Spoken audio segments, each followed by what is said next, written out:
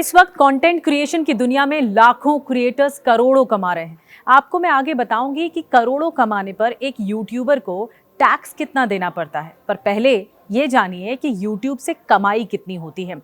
YouTube channel को लेकर अक्सर लोगों के मन में बार बार सवाल उठता है कि कितने व्यूज पर कितनी कमाई हो सकती है।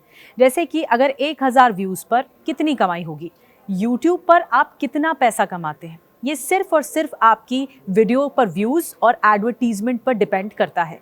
एड्स पर आपकी कमाई व्यूज से ही होती है, लेकिन इसमें अहम रोल एड्स का भी रहता है।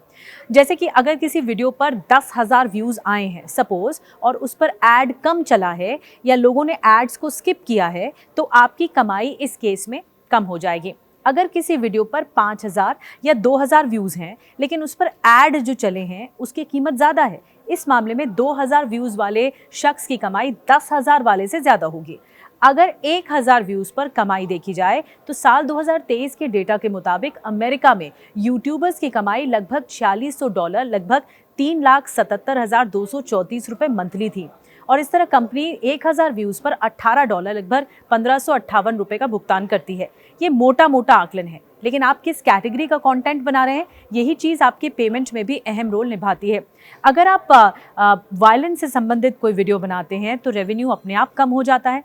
वहीं अगर आप किसी टॉपिक पर वीडियो बनाते हैं जो कॉमेडी से जुड़ा हुआ है, तो फिर आपकी बहुत अच्छी कमाई होती है।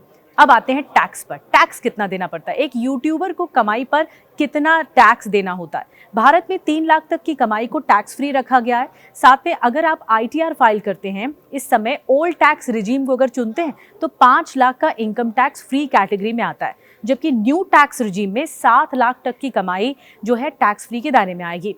लेकिन इनकम टैक्स फाइल करते वक्त सैलरीड क्लास जो होता है, यूट्यूब से होने वाली कमाई को ITR 1 या ITR 2 फॉर्म के तहत फाइल नहीं किया जाता।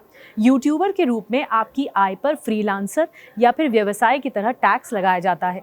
इसके अलावा सैलरीड क्लास टैक्स पेयर्स के लिए उपलब्ध 50,000 रुपए की जो स्टैंडर्ड डिडक्शन होती है, वो दावा भी यूट्यूबर नहीं कर सकता, क्योंकि आपकी आय वेतन के रूप में योग्य नहीं होती। पर आप अपने पेशेवर खर्चों के आधार पर टैक्स में कटौती का दावा कर सकते हैं।